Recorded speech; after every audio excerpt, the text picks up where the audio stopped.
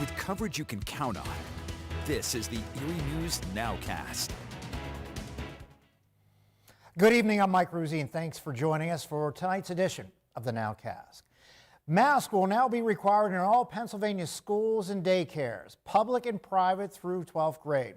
State leaders today called masking a reasonable step, saying it's a small act but could prevent future school closures. They stress the importance of in-person learning, framing today's decision as a trade-off. Leaders say masking keeps kids in school, parents at work, and students enjoying after-school activities that virtual learning simply could not offer.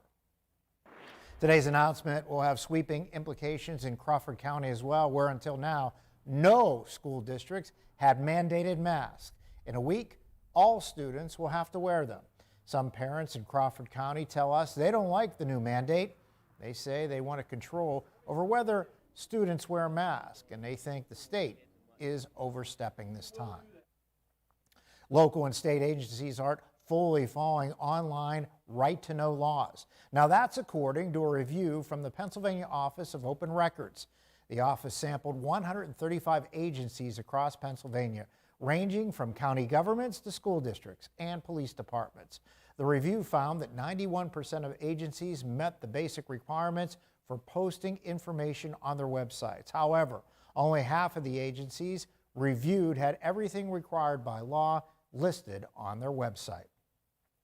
PennDOT will give updates on the Bayfront Parkway project on September 14th, and people will get an update on the project and can ask questions and provide feedback on the plans. Proposed improvements along the central portion of the Bayfront Parkway focus on upgrades for pedestrians and bicyclists as well as traffic needs. The meetings will be held in both virtual and face-to-face formats. In Erie County, we have an update on Erie Gives Day as final results of the drive were released today. The Erie County Foundation says earlier this month it raised more than $7 million for nearly 500 local charities. Among the groups helped the most were the Foundation for Free Enterprise Education, which got more than $250,000, and the Erie City Mission, which received nearly $200,000. Organizers say their final total showed the incredible kindness and generosity of the people in our region. Another banner year, record-breaking. Yes, we were very humbled and honored when the numbers came in at over $7 million. It's an incredible testament to the generosity of this community. And at today's event, a special donation was presented by two young girls who raised $1,300 for Link by Pink with their homemade lemonade stand. And while the 2021 Erie Gives is now in the books, the spirit of giving is also going on in Crawford County. Crawford Gives Day is underway, and it's critical for many nonprofits. Jamison Hicksonbaugh has our story. Since opening in 1885, the Academy Theater in Meadville has seen its share of obstacles. The last year has been overwhelming. But nothing could prepare the historic venue for a global pandemic. We had to close our doors in March 2020 as we were about to enter production of Peter Pan, one of our largest productions. And ever since, the past 18 months have been filled with uncertainty.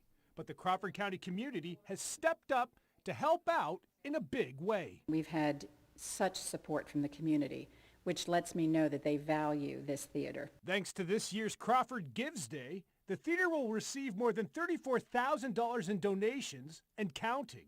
The money will be used to help keep the Academy open. Ticket sales only make up for about 40% of the theater's revenue. After being closed for the past year and a half, funding from Crawford Gives is critical. We have to pay rights to be able to produce shows. While we're a volunteer community theater, we still have costs of building sets and keeping a roof above our heads, literally. A community effort to save live entertainment in Meadville.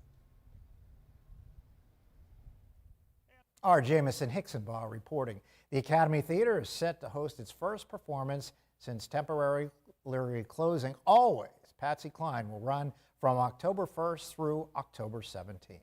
Thanks for joining us for this edition of the NOWCAST. Join us for our next news at 10 p.m. on the CW and again at 11 p.m. on WICU and WSCE. Have a great night.